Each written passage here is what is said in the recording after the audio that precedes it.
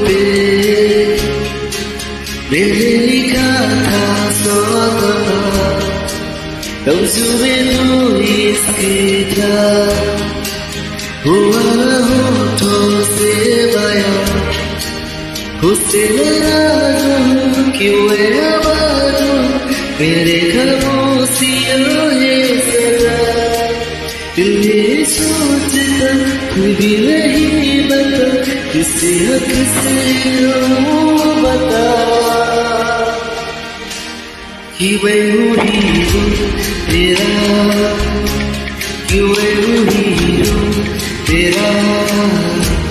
क्यों मैं हूँ हीरो तेरा क्यों मैं हूँ हीरो तेरा